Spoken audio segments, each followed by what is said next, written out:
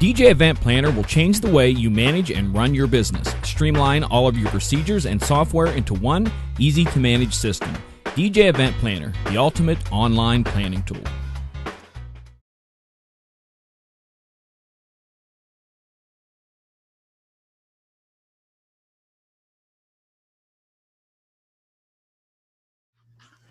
Good evening and welcome to another lovely Tuesday night. And it's always a lovely Tuesday night when Ben Stowe is on location and makes time for us. Good evening, Ben. Good evening, John. Happy to do it. It's exciting to be back in the air. It is. We are back for the fall run. So we're going to see all four of our fans. This is so exciting. Yay. And tonight you're on location. You are in the lovely city of Chicago over your shoulder. Right downtown Chicago. Got a good shot of the skyline. That, of course, is right there, the Willis Tower, formerly the Sears Tower. So I am right in the heart of it. Unfortunately, I'm about one block from what has to be one of the bigger fire stations downtown. So it's I get a sound and light show all night long. But anyway, it's great to be here, and I'm having a good time. So. And for those of you wondering, if you do hear sirens, that is indeed the sound and light show. Even with the hotel room, you can hear it come through those microphones like no tomorrow. It's effective. Yeah, very much so. You definitely know they're coming. Very much so. So we've got 5 questions that have been sent in by our viewers over the last couple of months. I basically collect these and set them off to the side. So if we have some time at the end, we'll get to any questions you guys have if you want to put them in the chat room. Otherwise, get the questions. You can put them under the videos and such, because whenever one pops up, I grab that and move it into our list for future shows. We want to kind of keep tonight's show a little shorter and a little quicker because Ben is on location. He's teaching in Chicago, and he's tired. I am tired. I'm getting old, I think, John. I'm young at heart. Yeah, we'll go with that. We'll just grasp that. So thank you guys for joining us. We are out there on Facebook and YouTube tonight. Looks like both of them are up and running. Yay! We got Danny and Mimo and Rodney out on Facebook watching. Okay, good. I want to make sure everything's working. And Peter and Jimmy and David and Lucas and I think I saw. Oh, good. Everyone's there, so they can check things out. So, Ben, our questions. First off, we got a couple of them here that are talking about, music. There's all over the board. So the first one is talking about wireless ear monitors, which we've kind of talked about wireless ear monitors in the past that you've used those with some of your performances and such. And the question was regarding using something like that, where you've got that little pack and using that for running wireless audio, say, for multiple speakers around the room. And you're wondering if that would be a good idea. Yeah, I think so. That's kind of my preferred method to do it, actually. I'm just going to turn my computer volume down a little bit here. That's probably my preferred method to do it for wireless speakers, because particularly if you use a quality one, like a Sennheiser 300 series or PSM 900 or, PSM 1000 or something like that, you have a system that's designed to transmit full bandwidth audio, meaning really the whole spectrum of 20 to 20K, and it's designed to do so exceptionally reliably. There's really nothing more precious to a performing artist than their ears. So these devices are obviously designed to do that and do so with some protection. For example, the Sennheiser systems, if they lose radio connection, they mute. So you don't get a blast of nasty static or anything. They'll just mute. So yeah, I would say that is the way to do it. And we've put some packages together with some of the cabling that you need to make it work, and try to make it a painless turnkey solution. One thing, a little caveat, what you said in that is that it's having a quality one, because there's many companies that are putting some very inexpensive ones out, and one of which they sent out for me to test. And my thought as I was playing with it is that they rolled off a lot of low end frequency. Is that a possibility? Certainly a possibility. Yeah, there's no doubt. I don't know which one in particular. I don't really want to go in. You probably don't want to say so, but I mean, really 9 times out of 10, you get what you pay for. And I think when we're talking about what we're doing here, which is trying to do remote audio, if you have a problem, you probably aren't aware because you're not at the remote location, which means that if you have a problem, you have to wait until somebody comes up and complains about it to be alerted that you have a problem, 150 feet away from you, at which point then you can begin addressing the problem. In my mind, it's better to not have the problem. Yeah. Yep. Okay. That sounds good. Can you turn my audio down on your computer? Because it sounds like we're getting a little chirping coming back from that. Yeah, how's that? Just let's give that a shot. Now, it wouldn't be coming me. It's coming through Ben and back again, I think, gang, is what's going on. Because I'm hearing it too. Yeah, there it is again. So we'll move on. So next question. You're still hearing it? Just a little bit, not as active or as aggressive as it was. I've got you turned way down now, so we'll see if that's any better.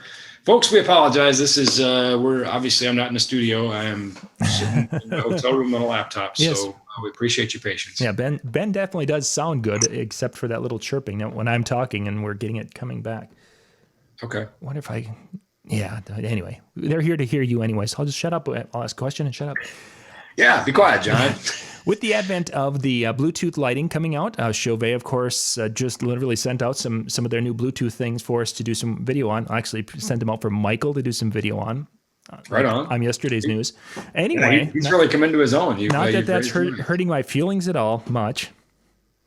So anyway, but with the Bluetooth lighting, somebody was wondering is with the lighting using Bluetooth technology, will that receive interference from people using audio Bluetooth? Say if I'm streaming to my Evolve 50s and then people are using their headsets and all the other Bluetooth frequencies, are those going to interfere with each other and cause problems? Two answers. Let's start by saying probably not. And by probably, of course, we leave room for the possibility that we could, but probably not, because Bluetooth is a bidirectional protocol. These devices are going to pair together. And so, we shouldn't just have abstract, random things coming through and causing interference. However, all Bluetooth devices do operate in 2.4, gigahertz. So they operate in the same, as Wi-Fi and that sort of thing, right? So once we run out of bandwidth, we're out of bandwidth. So that's kind of the caveat there is if we have enough of these 2.4 devices operating and we run out of space, then we've run out of space. So I'm less worried about it with lighting though. It's the devices hold the last instruction and they seemed fairly robust when we tested them. Of course, we did that video where we tested from much farther than I thought would work, to be honest with you. And I don't think that's going to be necessarily real world in a venue once you start packing in a lot of 2.4 devices. But in the great wide open of our industrial park, they went several hundred feet, which was really mind numbing to me. So. Okay, so we don't have to worry too much, or we shouldn't hopefully have to worry too much. Good. Yeah, probably not is the answer, but possibly yes. Probably not. Most likely, but could be. You never know. Might be. You don't know. Okay. Well, I was trying to find another way of saying it depends. Thanks for that. I was wondering how far we're going to get. We've gotten 2 questions. It's good to be back, John. It's good to be back. Okay, the next question. If I want a white sound system, because as we know, our friends at Electro Voice and others are coming out with white versions, the Evolve 50s. Actually, there's one of them sitting right around the corner. Mr. Dussault sent out, and he says, John, check this out. So they've got white, but there are some speakers. If we wanted, let's say I wanted my ETX to be white. I don't think they make ETX in white. The person was wondering, can they paint those? And if so, is there any suggestions of how you would recommend that they do that? Yes. Yes and yes. Yes, they can be painted. I would recommend you have a professional painter paint them. I mean, as oversimplified as that sounds, there are undoubtedly things that have to do with different types of paint and different surfaces and understanding what will adhere best and what won't. And I mean, that's, we're professionals and we want to be hired for the jobs that we're good at. I think this is one of those times you just hire a professional. I think that would pay dividends. I've done lots of installs. Our company's done lots of installs where speakers are painted to match decor in buildings. And that's what we do. We turn over the loudspeakers that are going to be installed and we let the painters paint them. They can find out what the surface material of that loudspeaker is, and they know what types of paints are going to adhere to it best. And they know what the prep and the process and procedure is, and they do a great job. So I think this is just one of those times to let the pros do it. Are you, when you say a painter, like someone who does auto body painting? Well, these are usually commercial painters that we're dealing with, but I suppose you could start, if you have a friend who's an auto body painter, you could probably start with them. But I think a commercial painter, okay. They're used to dealing with a variety of different surfaces. from things like wood and prime sheetrock and metal and that sort of thing. They're used to working with a variety of different surfaces in a building. So I guess I would start there. Okay. They can ask some questions and see if they're comfortable with that.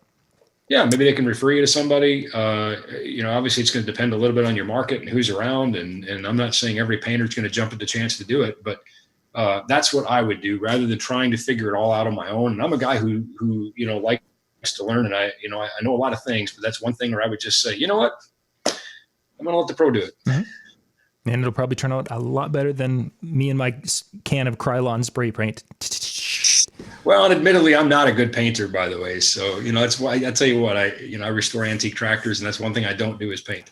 I can see, especially on a tractor, there's incredible paint jobs on those for sure.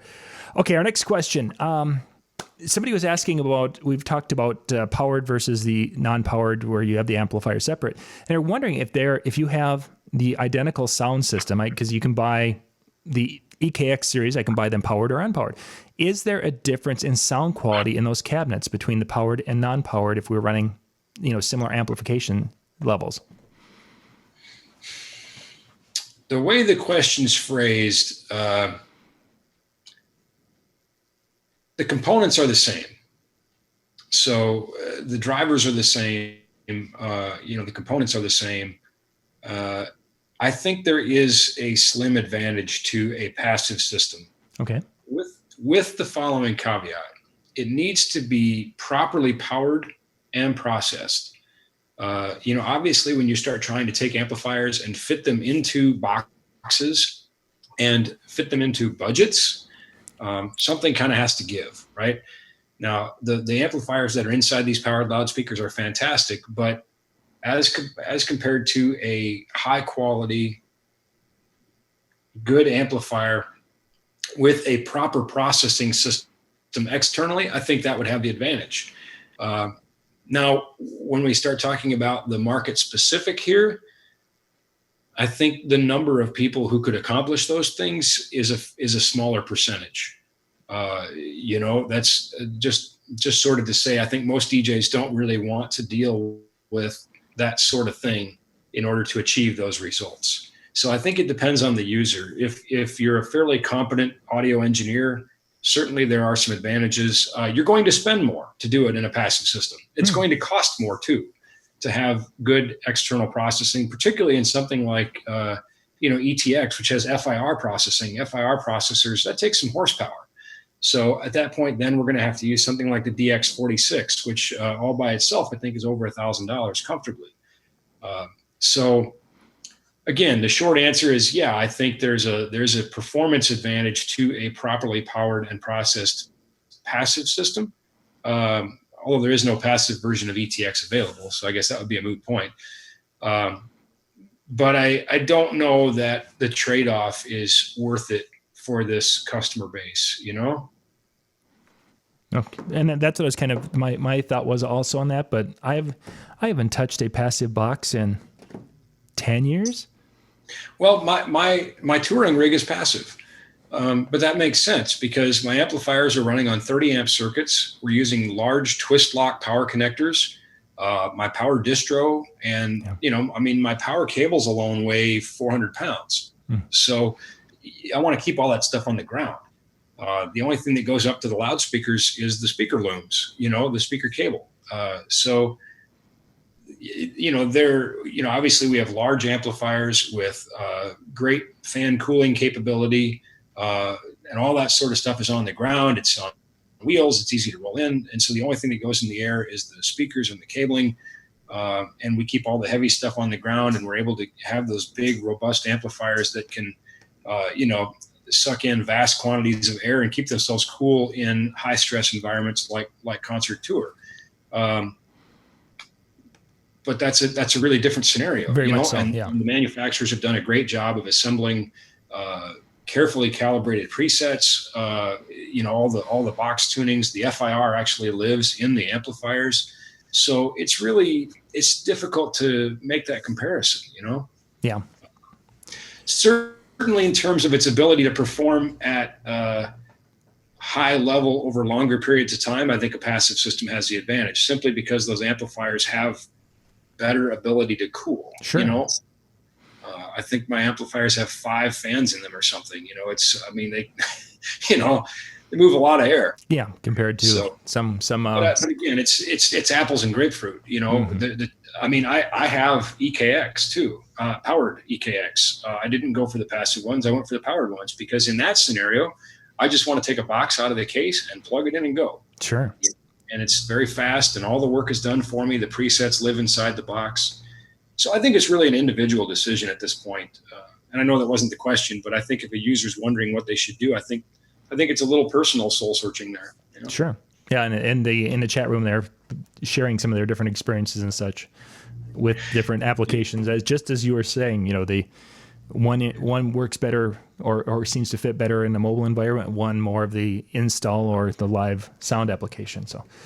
At the end of the day, it's up to the person who's buying the gear and using the gear. Ultimately, I think it's an individual decision. I don't think there's a right and a wrong here. I think we've covered kind of the differences that could exist. But I've said this before, if you put 10 sound people in a room, you'll get 11 opinions.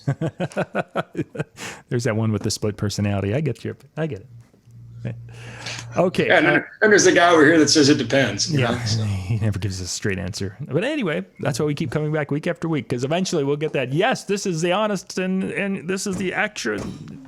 See, but I'm smart enough to know that if I do that, then that's the end and the show is done. Over. So I just got to keep stringing you along. It's like the 2 little kids, all right, the 2 brothers, and their grandfather says to the one kid, to the younger kid, he says, "Now, would you like this great big nickel or this little tiny dime?"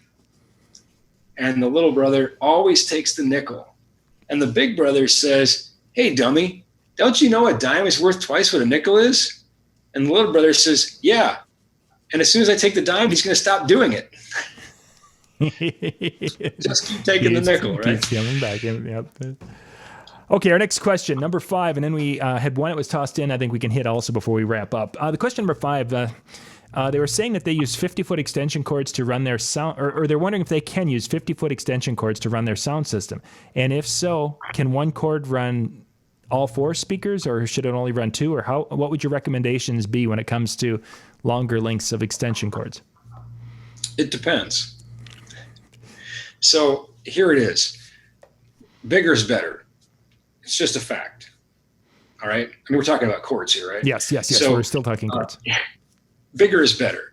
But our biggest concern is volt drop.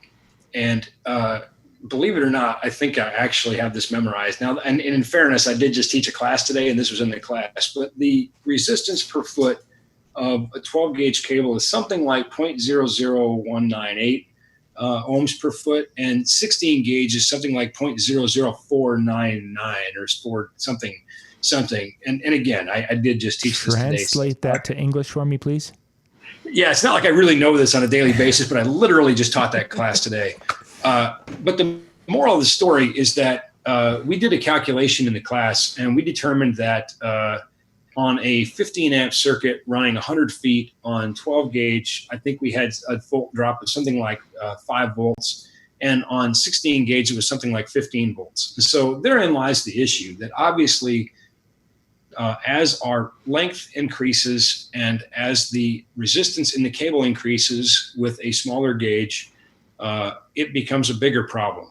And so the answer to your question, how many speakers you can put on it, is really going to depend on the draw of those speakers. To calculate volt drop, you're going to take 2 times the resistance times the amperage times the length. And the reason that's important is 2, obviously we have 2 conductors there and back, right? Okay. And then the resistance, of course, is important. And the amperage is important because that's the kinetic energy of electrical circuit. That's the friction, right? And then the length, obviously, is a major factor. So here's the short English version. Thank you. And I was waiting for that part of it. So for those of you who made it through all of that, congratulations. Take it away, Ben. Could you run it on I think the answer was a 50 foot is what they threw out, and they didn't say anything for gauge. Okay, well, so that's the issue right there, is what gauge is it? And then what is your total amperage draw? On a 50-foot cord, First of all my cords now I think are 12 gauge anyway. Bigger is better, so I just got rid of the other stuff. I don't have to worry about it anymore. I do have a handy chart. I'm going to grab my phone here and pull it up. Anticlimactic pause while I control my phone for it here. Yes, this is the suspense building part of the show tonight. That's all there is. All right, so I'm going to look and see if I was right on those values too. Well, you keep talking about that because I'll remind the folks that, by the way, if you are looking for some gear, you can give Katie a call at NLFX Pro, or you can go out to NLFXPro.com and you can find out all the great deals that are going on about the DJ gear that you use in your everyday world. Look at that. I remembered it correctly. That's fantastic. There's the PowerPoint slide. And there you can see the formula. Feel free to use that. There you can see my dirty phone too. Yeah. Well, that really did get dirty. I don't know what to do. But still, it worked. You can actually see it really quite well. I could read it on a small screen as opposed to there seeing it on a larger one. So let's see here. I've got a handy little chart, and I'll tell you what, anybody that asks, I will be happy to send you this chart. I put this little chart together. By the way, a shameless plug, if you own a copy of my Geek Bootcamp DVD, I included the chart in the DVD. So there's a shameless plug to get that. And you could have me in your living room for a solid hour. And What could be better than that? And you're dressed up in a lab coat, if I remember correctly. I did, yes. And you know what? That was actually my dad's lab coat. Funny true story. That's the one where you almost burned down the place with the extension cord. And I talked about that in this class I'm teaching today here in Chicago. I mentioned we did it in a fire hall. We were actually in a fire hall, and we had a FLIR camera on it. So we had an infrared camera showing how hot the cord was getting for the very reason we're talking about right now. I can't believe I'm about to say this on public TV here, but in the process of striking the set, it was shot in a studio and all that sort of thing. I actually lost my dad's lab coat. So it has never turned up. We shot the DVD like 5 years ago. The lab coat has never resurfaced. I have no idea where it is. All right, 50 foot. If we look at the 50 foot, we can see the gauge here relative to the amperage. Okay. So if we're drawing 18 amps, we would need at minimum a 14 gauge cord. Whereas if we only had a 16 gauge cord, the max we should run then would be 15 amps at 50 feet. And again, that is a max, and that is not an exhaustive or definitive resource. This is a guide I put together based on some Ohm's law calculations and some volt drop calculations. Always follow the manufacturer's recommendations. Look for cords that are in good repair and use, UL listing or something similar. And if the manufacturer has a lower rating for that cord than I've given, well, you got to go with theirs. Sure. So the short answer to your question is how many speakers could you run on the cord? It depends on the gauge and it depends on the amperage draw. Those are your short answers. So realistically, if you want that handy chart, just send me an email or a message and I will zip that chart off to you at my earliest opportunity, which may be a couple days. Sometimes I can smell the cords burning. Yes, that's not a good thing with a lamp cord. Thank you. Those brown extension cords are not DJ. I tell you what, if you grab a cord and it is warm, noticeably warm, that's not a good sign. If it's hot, that's a very bad sign. So, a little bit of warmth and some pliability is not necessarily the end of the world. But if you grab a cord and it is noticeably warm or hot, you've got a problem and you need a bigger gauge or you need a lower load or you need a shorter length or all three. Very good. Let's quick, guys. Again, I apologize. I don't remember who asked this question. I think it was, I don't remember. Paul, I think, asked this question. While you're looking that up or while you're trying to figure out who asked the question, I do want to send a shout out to my, is it my key grip? Is that what we call them in TV? My friend Dan from here in Chicago has rigged up this hotel lamp using an igloo cooler, some gaff tape, some baling wire, and a coat hanger or something, so that we have this great lighting and yet have the cityscape in the back. So Dan runs a very successful event company here in Chicago. He's a very busy guy, and he was kind enough to. I'll tell you what. You know why I like hanging out with Dan? Because my phone never quits. Yep. It never stops. Neither does his. We're like the perfect couple. I mean, I'll tell you what. It's you don't talk to each other. That's all we do is sit there and talk to our clients and our staff all day long. That's it's fantastic. So Dan makes me feel better about being such a rude friend, because I'm always trying to help people, whatever. So he's a great guy, and he brought me a couple Dr. Peppers. You can't beat that. So before we ended the show, I had to throw that props to Dan for taking good care of me. And an apology, because we could have had a DJNTV get together here. Shani and I were going to get together. Oh yeah, but apparently Chicago decided to get its year's worth of rain in one day, and O'Hare was on a ground stop, and so my flight was delayed like 7 hours. So oh my goodness. It didn't happen. So next time, Shani. Next time. Okay, now we're getting a couple of questions in, so we may have to try to bounce through a couple of them. First one was on wiring up for a wedding ceremony, and you want to have a lapel. There's times where the videographer wants to have a lapel on the groom, and of course the want to have a lapel for the DJ, the sound system also. And is there a point where you can have too many lapel transmitters on the groom? Well, I think 2 is too many personally. Okay. Here's my opinion. You're the sound professional. You should handle the sound. They should not. That's my opinion. We should make this easy for the client. Just give them a feed. Again, I'm not telling you that's the way you should do it, but that's my opinion. If I was running sound for an event, I would give the videographer a feed, but I would want control of the microphone and the feed. And not have to worry about trying to put 2, 3, 10 packs on a groom, trying to figure out where we're going to clip these lavs. Sometimes there will be 2 lavs on a person, but those are generally as a primary and a spare, not necessarily for 2 different sources. So that's my 2 cents is as the sound professional, you should handle the sound, and they should give you the professional space to do so. And you should also be professional and provide them what they need. The video is, after all, the permanent record of the event. So what better chance to showcase your skills as a sound professional, right? For sure. Let's see. They're wondering your recommendation for the basically best wireless microphone system out there that's under $1,000. So if they wanted to get basically the best. That's a lot of qualifiers.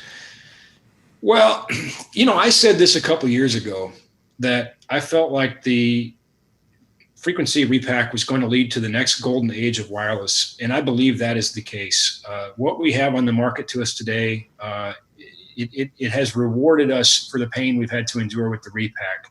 I don't know that I could pick a favorite. Certainly we have systems like Shure's QLXD, which is a digital tuning system, over 64 megahertz of UHF tuning.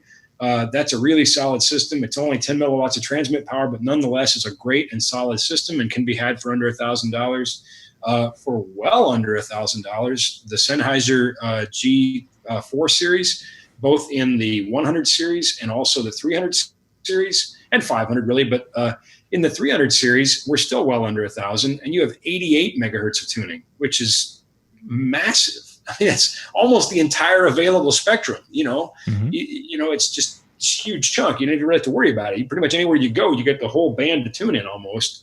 I mean, really not the whole thing, because what's left is 470 to 616. And then Audio-Technica just released their new 4th generation G 300 series, 3000 series. Let me start that over. They just released it. There's a lot of numbers and G's in here. I know. I'm just kind of picking that up too. It's like, wait, didn't you just mention a G and a Audio-Technica just released the new 4th generation 3000 series. There goes another fire truck behind me. I don't know if you can hear it yet. Yep. I tell you what, much love to the Chicago Fire Department, because those guys and gals are earning their paycheck. That is a busy, busy station. Anyway, the 4th generation 3000 series from Audio-Technica is awesome. It's again 60-some megahertz of tuning, the OLED display, built-in backup frequency you can automatically tune to by pressing and holding a button. Just a ton of great features that they packed in there, and you're in like the $500 range there, so you're a long ways from $1,000. And of course, we showed the Audix series last year. We sent Tony for that walk like 950 feet down the road. There are so many great choices. I think we could get into some tiebreakers on specific capsules or configurations, but I think you could probably pick a couple, 2 or 3, and flip a coin, and you're really not going to be disappointed any way you go. To be honest with you. Well, you're only going to be disappointed if you don't get it from me. There you go. And to get it, you just need to go out to NLFX Pro and. Well, in all seriousness, of course, I don't want to make this a shameless plug, but I guess I already did. So, we spend time choosing the best available band and the best system, and also supporting the use of it. We understand that most people don't want to get up to it to the level that we do. We really dig this stuff. We enjoy being nerds, but we also know that's useful. Dan was in the car today when I got a call from a Division III university football team wanting the same level of love and care that we give to the Division I schools. Now, of course, we had to talk about the Division III budget and a Division I budget, but nonetheless, they understand that there's more to operating a radio in a congested airspace than just turning it on. Yeah, there might be just a little bit of a different budget between the D3 and a D1. Just guessing. Well, there is, and it's too bad. But I pointed out to them the system they have is actually a system that's used by some Division I schools, and so they've got good hardware. They just don't have obviously the manpower some of the D1 schools do. And certainly, when I think about college sports today, and I think about the role that I have with some of these college teams, it's an arms race. I mean, the amount of money these colleges spend on sports is almost numbing. Of course, I'm not complaining because it keeps us employed, but you can see where the challenge would be, competing in the financial world, as it were. Anyway, that's pretty off topic. Sorry. Just checking the chat. Good. It looks like we covered the bases. So thank you guys for being with us tonight and for your questions. If you have questions as you watch this later, please just put those in the comment section down below and we will grab those. Or you can message Ben or myself and we will put those into a future show where we will go through 5 questions for Ben. Ben, we'll wrap things up so you guys can go and have a little dinner and get ready for tomorrow when you have more training going on. Another fun-filled day of melting brains. It's a great class. You got great students. They're eager to learn. They're excited to make a mark in our industry. But do you have a translator? What's that? Do you have a translator who translates from, Ben Stowe talk to human? No, I've just got to make sure that as an instructor that it sticks. And I've tried to take care. Careful care to make sure that the message gets through and interactivity, ask questions of the students, and of course the dreaded quizzes. I've actually created quizzes and tests. Yeah, I'd love to see you give some quizzes at a DJ convention and see how well that would go over. Well, listen though, here's the deal. In all fairness, the test isn't about me testing them and in terms of a pass fail. It's more of testing them to see what got through and what didn't, and that helps me improve as an instructor, but it also helps me to address it right there on the spot. We correct the tests in class together as a group, and it gives us a chance to kind of go for it right there and say, okay, first of all, if the whole group didn't get something, that's my fault. Obviously, I failed to communicate that. Happy to report that did not happen today. But there's still tomorrow, 2 more tests. But also, that everybody's going to learn something a little bit differently. And as a group, they can support each other a little bit. And it gives us a chance to sort of say, okay, what part of the last 3 hours didn't stick? Let's see if we can send that with you now. Let's see if we can, get that knowledge to stick now so that, you can have the knowledge. At the end of the day, the point of the class is not for me to go up and talk to hear myself talk. It's to impart this knowledge on the people who've come. Sure. Well, and that's a good way. From the teaching years that I did, that's one of the methods that a person uses. So, Ben, I'll let you get going. Thank you, gang, for being with us. We'll be back at the top of the hour with Brian Red, and we're going to be talking about that old gear that you've got sitting in the back of the shed. Good night, everyone.